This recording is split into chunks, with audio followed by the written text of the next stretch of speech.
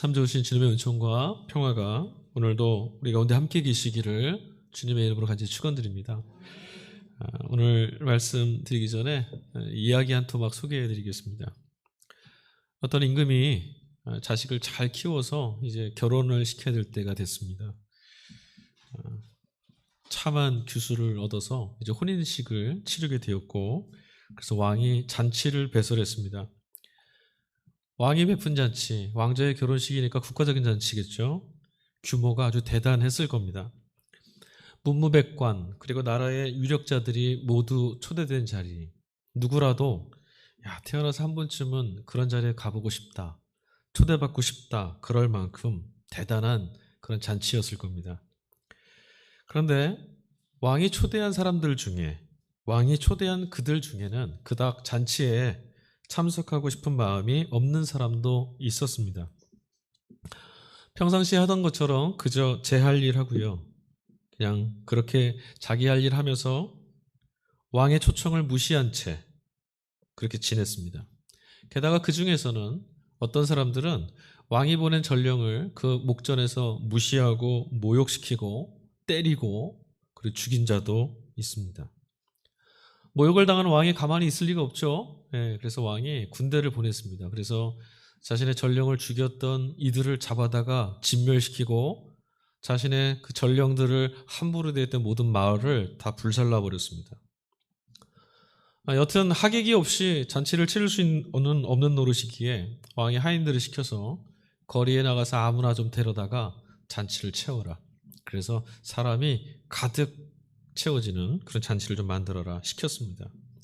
하인들이 나가서 정말 사람들을 데리고 오는데 출신이나 신분이나 그 사람이 악당인지 아니면 선한 사람인지, 그 행실이 어떠한지, 또 사람됨 대비는 어떠한지 묻지도 않고 따지지도 않고 그냥 보이는 족족 잔치로 초대를 해왔습니다.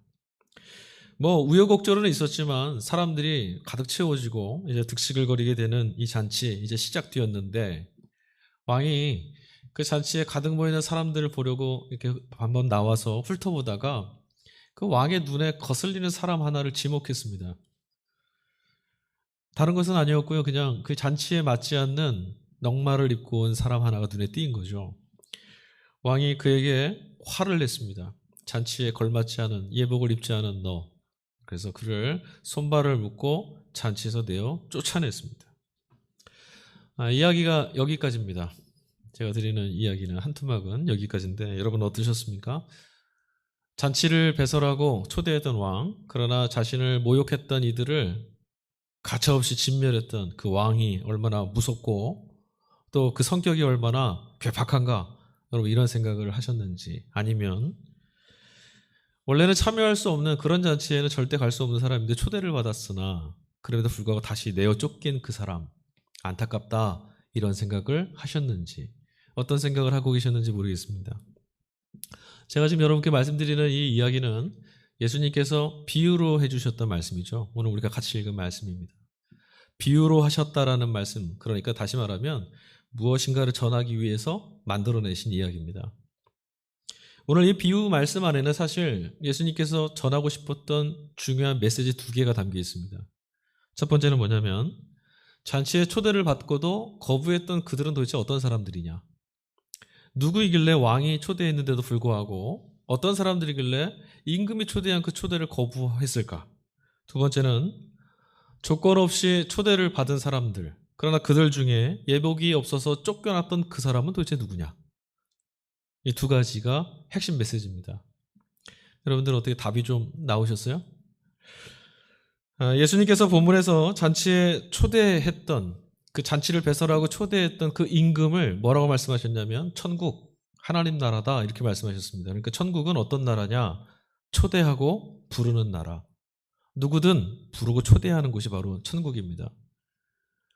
요즘에 우리가 사는 세상은 좀 들어가려고 해도 선을 긋고 안 된다라고, 너는 안 된다고 자격을 따지고 내쫓는 나라인데, 천국은 사람을 찾고 초대하고 부르는 나라입니다. 그러니까 임금이 천국이다, 이 말대로 하면 임금의 초청은 하나님 나라의 초대이고, 그리고 임금의 초대를 거부했다라는 말은 결국 뭐냐? 천국이 우리를 부르고 초대했음에도 그 천국을 거부했다라는 말이죠. 이쯤 되면 그래도 천국을 마다할 사람이 어디 있겠습니까? 비유가 좀 비약이 심한 것 같습니다. 이렇게 말씀하실지도 모르겠어요. 그러나 여러분, 사실상 오늘도 하늘의 부르심을 가벼이 여기고 그 부름을 외면한 채 거부하고 살아가는 사람들은 많이 있습니다. 오늘 주님이 주셨던 이 본문의 말씀 안에도 그 소란이 담겨 있는데요. 사람들은 모두 다 제 먹고 사는 일에 바빠서 하늘이 우리를 어떻게 부르고 있는지에 관심을 갖지 않습니다. 천국은 어떤 곳일까 꿈꾸지 않고 그저 오늘 나 먹고 사는 일에 낙오되지 않고 나 먹고 사는 일 붙잡고 살으려고 치열하게 살아가죠. 하나님 나라의 초대를 귀담아 듣지 않습니다.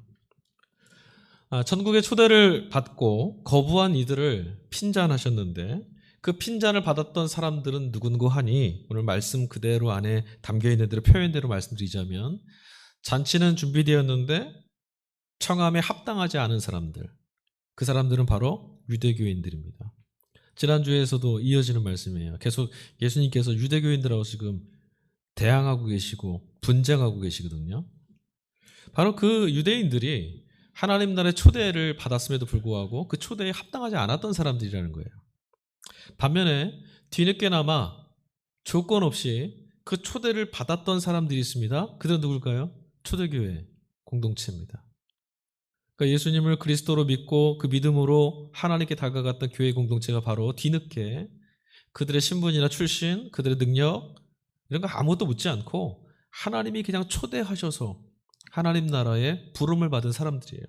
그리고 마지막으로 예복이 없어 쫓겨난 사람은 그럼 누굴까요? 복음을 듣게 되고 하나님 나라의 초대를 받았음에도 불구하고 천국에서 소외된 사람들이 있다라는 거죠. 이들은 왜 천국의 초청을 받고도 그 은혜의 부름을 받고도 내쫓기는 사람이 됐을까? 우리는 오늘 여기에 주목해야 됩니다. 왜냐하면 예수님이 지금 그 말씀을 우리에게 걸어오고 있거든요. 우리는 읽지 않았지만 오늘 성령 강리조 19주 제1독서로 주어진 출애굽기 본문 말씀이 있는데 바로 32장 말씀입니다. 1절부터 14절까지. 여기가 이제 힌트가 담겨 있어요. 출애굽기 32장의 그 말씀의 배경은요, 사뭇 무겁습니다. 굉장히 무겁습니다. 말씀을 읽다 보면 언제 뭐가 터질지 모르는 그런 긴장감이 막 흐릅니다. 왜 그런 거 아니? 하나님이 구출해 내셔서 애굽에서 출애굽에서 광야길을 걷고 있던 미지의 세계를 향해서 광야길을 걷고 있던 이스라엘 백성들이 하룻밤새에 3,000명이나 동족에 의해서 죽임을 당하는 그런 사건이 벌어지죠. 그 사건의 발단이 바로 출애굽기 32장이에요. 끔찍하고 참혹한 일입니다. 하나님의 구원에 사로잡혔던 그들이었는데 약속의 땅을 향해서 하나님 손 붙들고 나아갔던 그들인데 그 와중에 그 길에서 하나님이 아닌 다른 것에 눈을 돌렸고 금송아지를 만들었다라는 것이 바로 그 발단이었습니다. 우리는 이 사건을 읽을 때 참혹했던 이 사건 자체가 아니라 우상 숭배에 대한 마땅하고 당연한 결과다 이렇게 읽곤 합니다. 하지만 여러분, 이스라엘 백성들, 그러니까 금송아지를 만들었던 그들의 그 걸음을 조금만 사려 깊게 돌아보면, 조금만 그들의 사정을 둘러보면 우리가 무턱대고 그들을 비난하는 것이 결코 쉽지 않다라는 것을 알게 됩니다. 하나님이 그들에게 주시겠다 약속했던 땅이 바로 가나안이죠. 미지의 세계입니다. 그런 세상, 정말 꿈만 같은 세상이지만 눈을 들어보면 그 나라는 그림자도 지금 보이지 않습니다. 지금 그들은 말 그대로 생존이 위협받는 매일매일을 경험하고 있습니다. 만나가 내려서 오늘을 먹었지만 이 만나가 내일 또 내릴지는 아무도 모릅니다. 내일 들판에 나가는데 만나가 발견되지 않으면 낭패를 보는 거죠. 생명이 고스란히 위협받는 불안정한 상태입니다. 삶이 고단하고 자유는 비록 없었지만 그리고 그들의 신분이 노예라는 것만 빼고 보면 애굽에서 그들이 살 때는요, 생존에 대한 위협에 대해서는 걱정하지 않아도 됐어요. 야, 힘들다, 괴롭다, 비참하다 이런 건 있었어도 내일 죽을지도 모른다, 먹을 밥이 없을지도 모른다 이 생각은 안 했었거든요. 그런데 지금은 자유를 얻고 약속의 땅을 바라보며 꿈을 꾸며 달려는 가고 있지만 지금 현실 그대로는 염려와 걱정으로 가득 차 있는 불안하기 짝이 없는 날들을 지금 굽이굽이 넘어가야 되는 그런 길 위에 지금 이들은 서 있습니다. 게다가 하나님을 뵙겠다라고 산에 올라갔던 그들의 지도자 모세가 지금 행방불명됐습니다. 40일 동안 생사가 확인되지 않고 있어요. 도대체 무슨 일이 벌어진지 아무도 모릅니다. 그러고 보니까 뭔가 지금 대단히 잘못된 것만 같다는 생각이 막 밀려와요. 야, 큰일 났다. 여기까지 인도했던 이 길을 알고 있는 지도자 모세도 사라지고, 게다가 우리의 인생과 삶은 지금 겹겹이 쌓여있는 죽음에 둘러싸여 있으니 어찌 하면 좋을까? 그런 불안감이 덮쳐오자 일순간 그들 모두는 이제는 죽게 되었다라고 하는 집단 패닉에 빠져들게 됐습니다. 금송아지를 만들었다라는 것은 바로 이런 현실 속에서 벗어나기 위해서 그들이 선택했던, 지푸라기라도 하나 잡자 해서 선택했던 해결책이었던 겁니다. 불안감을 지우기 위해서, 몰려드는 불안감과 싸워 이기기 위해서 그들이 지금 금송아지를 만들었는데, 그것은 하나님이 여기 계시다, 우리를 구원했던 그 하나님이 지금도 여기 계시다라고 하는 뭔가 의심할 수 없는 표징이, 증거가 필요했기 때문입니다. 금송아지를 다 만들고 보니까 그래서 그런지 마음이 조금 위안이 되고 조금 평안해졌어요. 얼마나 좋았었는지 금송아지를 앞에 두고 그 앞에다 제단을 쌓고 여호와의 절의를 선포하고 거기서 축제를 벌였다고 성경은 기록하고 있습니다. 게다가 아론은 금송아지를 만들고 나서 회중 가운데 이렇게 선포합니다. 출애굽기 32장 4절 후반절인데, 이스라엘아, 이는 너희를 애굽 땅에서 인도해낸 너희의 신이로다. 누구라는 말이죠? 하나님이라는 거예요. 지금 그들은 하나님 손에 의해서 여기까지 왔어요. 다 봐왔고 다 알아요. 그러니 지금 아론의 말은 바로 이것이 너희를 구원해낸 여호와 하나님이고, 그 하나님이 지금 여기 있다, 그 얘기하는 거거든요. 다른 이방신이나 우상을 염두에 둔 것도 아니고 배교를 하겠다는 것도 아닙니다. 그냥 하나님 눈으로 보기 원한다, 그 바람에서 지금 금송아지를 만들었음이 분명합니다. 엄습해하는 불안에서 벗어날 수 없었던 그들이 자신들의 구원자이신 하나님을 지금 찾고 있었다는 거죠. 거룩하신 하나님을 금송아지 형상 따위로 만들었느냐, 그건 너무 심하다, 잘못됐다, 거북하게 보이실지도 모르겠어요. 그런데 여러분, 그렇게 따지고 보면 성전을 지어놓고 그 성전을 하나님 대하듯 천착하며 살았던 유대인들의 신앙도 사실 별반 다를 거 없습니다. 성전이 아무리 대단하고 의리의리해 보여도 그건 하나님이 아니에요. 오늘 우리도 똑같습니다. 우리도 십자가 목걸이를 하고 십자가를 바라보면서 하나님을 대하듯 주님을 대하듯 믿음 생활하고 있습니다. 십자가가 아무리 대단한 상징을 갖고 있어도 십자가는 주님이 아니죠. 그러고 보면 금송아지를 만들었던 그들이나 오늘 신앙생활하고 있는 우리나 뭐가 다르다, 크게 다른 것 같지 않다라는 생각도 들어요. 그러니 그들을 비난하는 게 조금 조심스러워집니다. 하지만 성경은 분명히 그들을 지금 책망하고 있거든요. 이 본문을 어떻게 이해할까? 사실 출애굽기에서 만나는 32장 그 본문은요, 열왕기상 12장 25절 이하의 사건과 이어집니다. 그러니까 역사적으로, 문헌사적으로 그때의 시절과 연결되어 있는데, 그때가 언제냐면 북왕국 이스라엘의 왕이었던 여로보암 시대였어요. 그러니까 그 여로보암 시대에 있었던 일을, 역사적인 그 사건을 염두에 두고 이 출애굽기 본문의 이야기를 읽어야 아, 이것이 문제구나라는 것을 우리가 헤아려 볼 수 있는 거죠. 그 배경 안에서만 읽어야 되는데 무슨 일이 있었느냐? 여러분, 이스라엘이 솔로몬 왕 이후에 분열됐죠. 남과 북으로 분열이 됐습니다. 그래서 남쪽은 유다, 그래서 르호보암이 왕이 됐고 솔로몬의 아들, 북쪽은 이스라엘, 그래서 여로보암이라는 사람이 왕이 됐습니다. 땅의 면적을 봐도 그렇고 속해 있는 지파 수를 봐도 그렇고 압도적인 세력을 가진 것은 북왕국이었습니다. 북왕국 이스라엘은 땅이 어마어마하게 컸어요. 그리고 지파도 10지파가 다 그쪽에 가 있습니다. 압도적인 거예요. 그런데 그럼에도 불구하고 북왕국 이스라엘의 그 지도자였던 여로보암 입장에서 아무리 해도 만회할 수 없는 약점과 한계가 하나 있었어요. 유다에 있는 르호보암을 생각할 때마다 야, 저것만 없으면 내가 진짜 완벽한데 할 수 있는 그 하나. 유다는 가졌지만 북왕국 갖지 못한 것, 바로 성전이었습니다. 성전은 어떤 곳입니까? 이스라엘 백성들이 하나님께 나아가서 예배드리고 절기를 지키고 하는 공인된 바로 장소죠. 그런데 그 성전이 유다의 예루살렘에 있었어요. 땅은 갈라져 있더라도 이스라엘 백성들, 북왕국의 사람들도 절기가 되면 어디로 가야 됩니까? 유다로 가야 돼요. 성전에 예배하러. 그런데 이제 여로보암 입장이 참 곤란한 겁니다. 예배만 드리고 오겠습니다. 떠나는 그들 이렇게 보면서 불안한 거죠. 저들이 내려가서 유다에 갔다가 거기서 마음이 바뀌어서 배신하면 거기에 정착해버리면 어떻게 되나. 그런 두려움이 자꾸자꾸 자기 안에 들어오고 불안감이 막 찾아옵니다. 그래서 이 여로보암이 생각해낸 방법이 뭐냐면 금송아지를 만드는 거였어요. 금송아지를 만들어서 북왕국 이스라엘의 북단과 남단, 베델과 단에다가 하나씩 가져다 놓고 그리고 나서 백성들에게 이렇게 말합니다. 너희를 애굽 땅에서 인도하여 올린 너희의 신들이다. 좀 신기하지 않으세요? 오늘 본문에서 아론이 이스라엘 백성들에게 외쳤던 그 말씀하고 똑같습니다. 여기에 하나님이 있으니까 너희들은 유다에 가지 말고 여기서 저 송아지를, 저 금송아지 상을 하나님 모두 보면서 하나님께 예배해라. 그겁니다.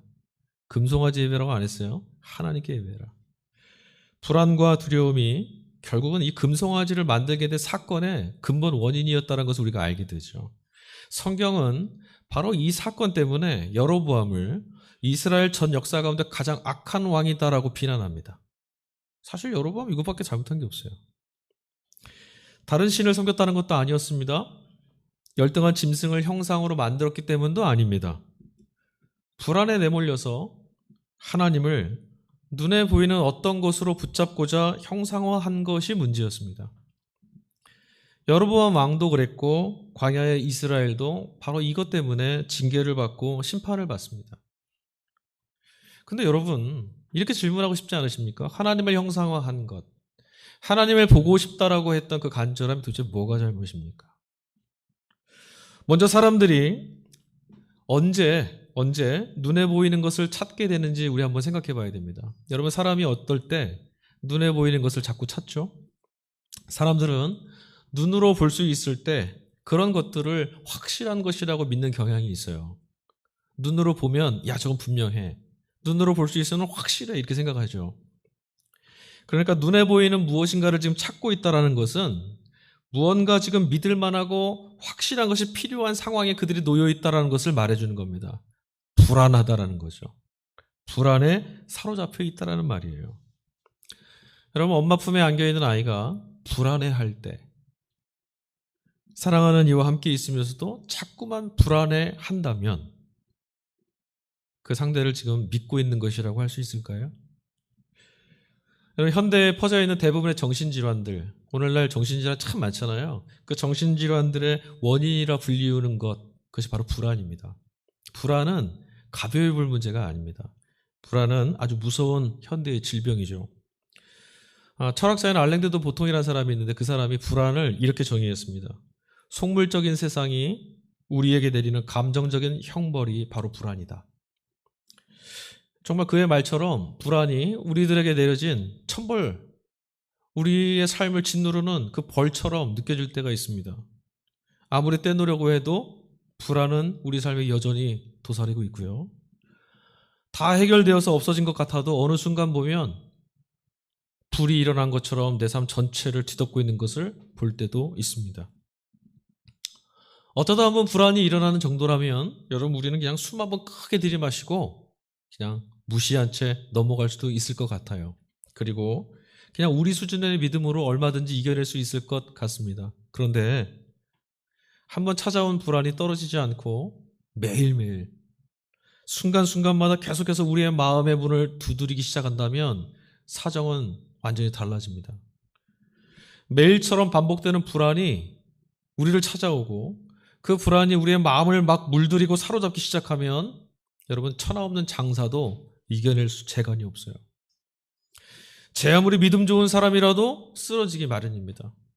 그러니까 그런 불안이 우리 삶에 계속 짓눌러 올 때 난 믿음으로 아니요 그게 잘 안 된다는 거죠. 그럴 때 우리들의 마음을 사로잡는 유혹이 하나 있는데 아주 강력한 유혹이 있는데 그게 무엇이냐면 눈에 보이는 무엇인가라도 좀 붙잡고자 하는 마음입니다. 그러니까 성경이 지금 우상숭배다라고 말하는 것에 그 실체가 무엇인지 어렴풋하게 이제 조금 보여요. 불안과 조급함. 하나님이 하시는 일, 하나님이 일하시는 방식들, 하나님이 말씀하시는 약속들, 이런 것들을 자꾸 거부하고 믿지 못한 채 우리들의 방식, 우리들의 때를 하나님께 강요하게 만드는 게 바로 불안입니다. 불안에 사로잡히면 다 그렇게 돼요. 하나님 이렇게 좀 해주시지. 왜 이것이 없을까? 이렇게 돼야 되는데, 이때가 돼야 되는데. 불안에 사로잡힌 섣부른 조급함의 결과가 결국은 삶을 피폐하게 만든다는 것을 우리는 늘 경험해 왔습니다. 그거 다 아는 겁니다. 그럼에도 불구하고 불안이 잠식되는 순간 우리는 하나님의 손을 놓고 또다시 불안의 노예가 되고 맙니다. 하나님을 기대하던 눈을 거두고 하나님을 붙들고 있던, 아니 하나님께서 붙들던 손을 놓고 맙니다. 그게 우리죠. 아무리 시간이 지나고 훈련이 된 것 같아도 우리의 연약함은 결국은 이런 식으로 드러나기 십상입니다. 정도의 차이, 상황의 차이만 있을 뿐 누구나 다 똑같은 형편에 있다는 것을 우리는 인정해야 됩니다. 게다가 여러분, 이런 불안이 우리를 막 짓눌러 올 때는요, 조금 더 유식해진다고, 또 많은 것을 얻게 됐다고, 명성을 얻고 그럴듯한 삶을 살게 됐다고, 좋은 집을 갖게 됐다고, 혹은 윤리적이고 도덕적으로 잘 살아 사람들로부터 칭찬받는 삶을 산다고 이런 불안에서 벗어날 수 있는 건 아닙니다. 못 벗어나요. 하나님 없이 살아가는 삶에 길들여온 시간, 지금까지 우리가 살아갔던 그 시간이 너무나 길었기에 우린 불안이 찾아올 때마다 불안이 요구하는 대로 자꾸 발걸음을 옮기게 됩니다. 더욱이 지금도 예수님을 믿고 살아가는 믿음을 선택한 삶을 선택한 지금도 하나님이 없이, 아니 하나님은 계시지 않는다, 이런 방식으로 작동하는 세상에 오늘 우리가 살고 있기 때문에 불안 앞에서 하나님이 역사하시는 방식보다는 불안에 길들여졌던 방식에 다시는 우리 걸음을 옮기게 된다는 거죠. 제가 아무리 신앙을 오래 생활을 해도요, 이 습관을 벗어내질 못합니다. 이렇게 살아온 시간이 어느새 우리가 되어버렸거든요. 그러니 이런 삶에 익숙해 있는 우리니, 또 이런 세상에 살고 있는 우리니 막상 생존의 문제가 닥쳐오면, 아니면 내일에 대한 분명한 증거가 없어서 막연함이 우리 걸음 앞을 짙은 안개처럼 가리고 있다는 답답함이 밀려올 때 우리는 다시금 불안이 작동하는 대로 그 불안에 휩싸여서 반응하고 무너지고 말게 됩니다. 그럼 불안하게 되면 초조하게 되고요. 초조해지는 순간 여유를 잃어버리죠. 반면에 하나님의 방식은 어떻습니까? 조급하고 마음 급한 우리 눈에는요, 하나님이 일하시는 방식은 언제나 너무 느리게 보입니다. 그리고 비효율적이고 어리석이 짝이 없는 것처럼 보입니다. 그래서 참고 기다리고 인내하는 것이 힘이 든 거죠. 하나님의 방식을 외면하고 자신들이 탑을 쌓아서 올리고 어둠을 밝히는 방식을 선택하며 살아온 우리들의 인간 역사, 그런 우리의 삶의 그 역사 가운데서 하나님은 늘 선택에서 외면당하고 소외당해 오셨습니다. 우리 지난 한 주간도 보시면 분명할 겁니다. 하나님의 방식을 선택하는 건 너무 멀게 보이고요, 우리 방식대로 하는 것이 손쉽습니다. 앞서 말씀드렸던 잔치에 참여했던 사람, 그러나 예복이 없어 쫓겨났던 그 사람을 다시 한번 생각해 보죠. 여러분 생각나시죠? 그 사람? 자, 그 사람 바라볼 때 임금은 그를 내쫓았습니다. 여러분들은 그 잔치 자리에 넉마를 입고, 예복이 아닌 넉마를 입고 와 있는 그 사람을 볼 때 어떤 생각이 드시겠습니까? 찢어진 넉마를 입고 있는 사람이나 세련된 예복을 입고 있는 사람, 우리는 같은 눈으로 바라보지 않습니다. 예복이 그 사람의 생각과 말, 살아가는 방식이나 됨됨이를 고스란히 보여주고 있다라고 우리 생각하기 때문이죠. 잘 차려입고 정갈하게 깨끗하게 입은 옷, 아무렇게나 풀어헤치고 아무렇게나 걸쳐있는 옷을 입고 있는 사람, 같은 눈으로 보지 않는 것이 우리지 않습니까? 결국 여러분, 그 잔치 자리에 걸맞지 않은 예복을 입었다라는 것은 우리에게 무엇을 말씀하고 있는 것이냐면, 여전히 자신이 걸치고 있었던 것, 이전에 살아오던 삶의 방식, 자신의 어떤 삶을 선택했던 그 방식에 길들여졌던 그것을 포기하지 않고 고집하고 있다는 것을 이야기해 주는 거예요. 다시 말씀드리자면 하나님 나라의 초대를 받았음에도 여전히 하나님 나라와 관계 없는 삶을 살고 있다는 거죠. 여러분, 하나님 나라에 초대받은 사람이라면 이전의 누더기들은 다 벗어던져야 됩니다. 그리고 하나님 나라에 걸맞는 예복을 입어야 하는 겁니다.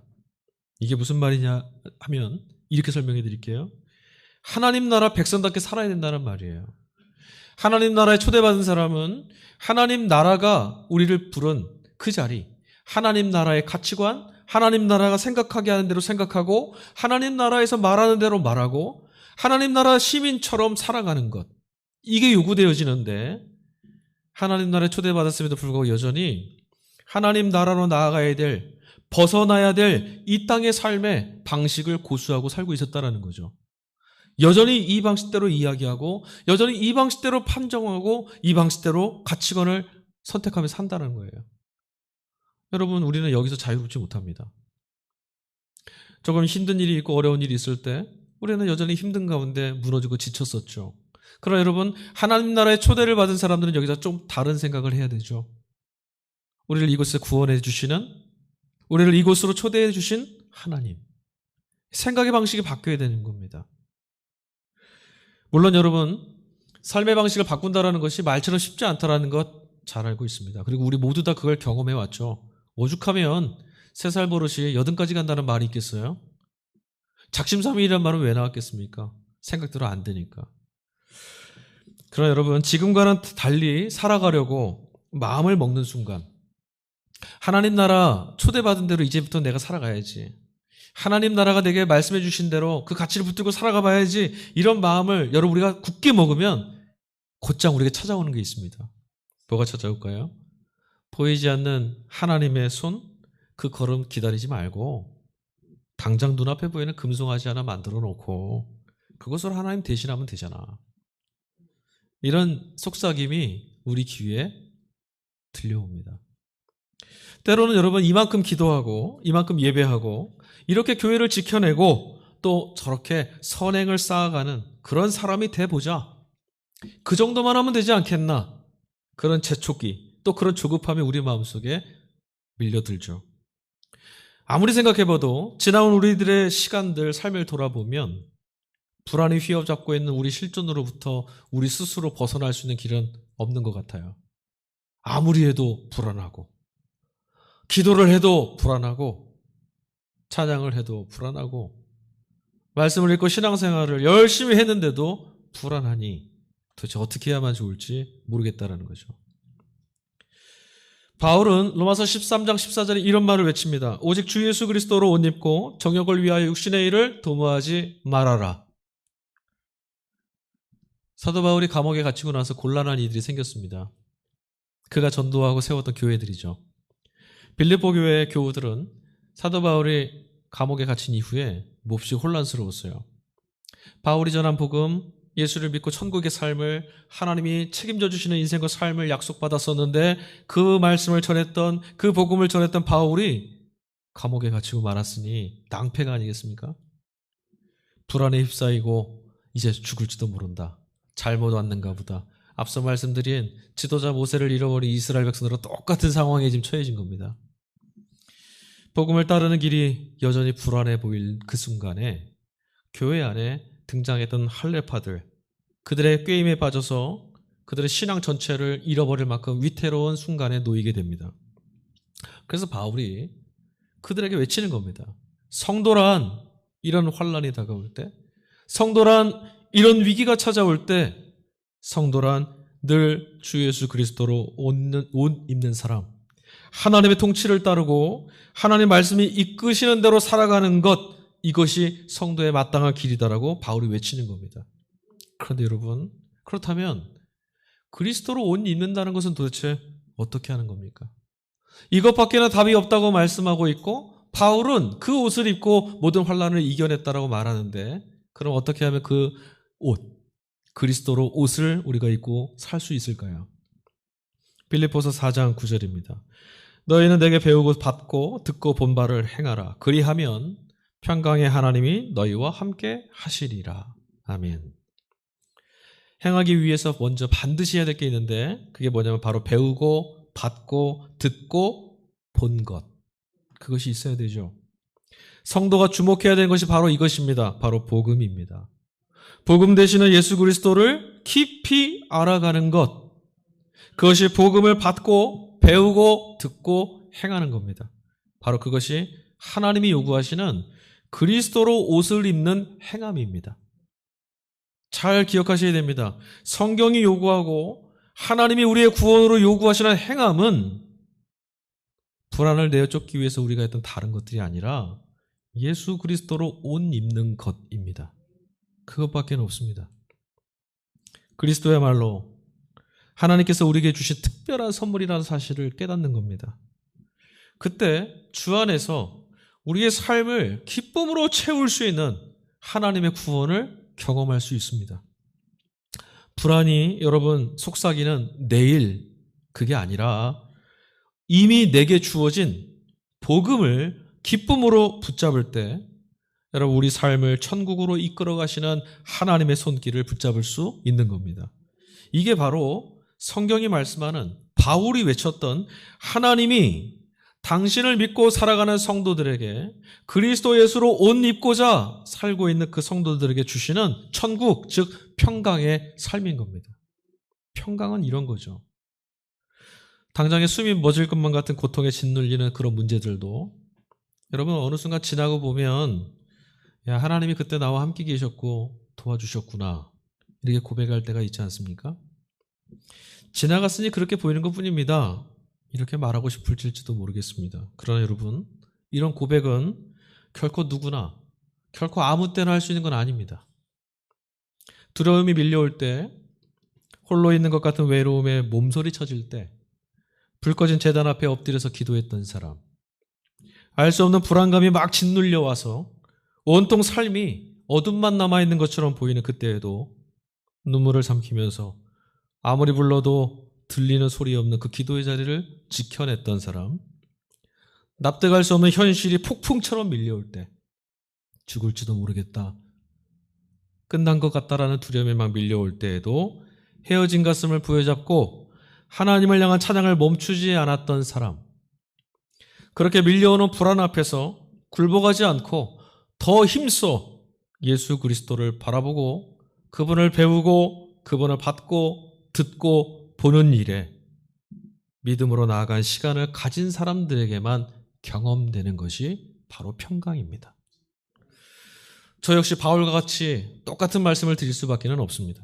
그래서 저는 이 말씀으로 오늘의 설교를 마치고자 합니다. 빌립보서 4장 9절 메시지 성경 버전으로 읽어드리겠습니다. 여러분은 내게서 배운 것과 여러분이 듣고 보고 깨달은 것을 실천하십시오. 그러면 모든 것을 협력하게 하시는 하나님께서 그분의 탁월한 조화 속으로 여러분을 이끌고 가실 것입니다. 아멘. 우리 이 시간에 찬양 한 곡 같이 부르겠습니다. 마음이 상한 자를 고치시는 하나님. 하나님, 우리를 붙잡아 주십시오. 하나님을 향한 갈망, 하나님을 향한 목마름을 가진 우리, 불안한 삶의 자리에서 주님을 향한 시선을 옮길 때, 이 믿음을 지키면서 하나님을 바라볼 때 깨어지고 상한 이 걸음을 이끌어서 당신의 평강으로 초대해 주시는 하나님을 만나게 해주십시오. 천국이 여기 있다는 것을 경험하게 해주십시오. 우리가 찬양하겠습니다.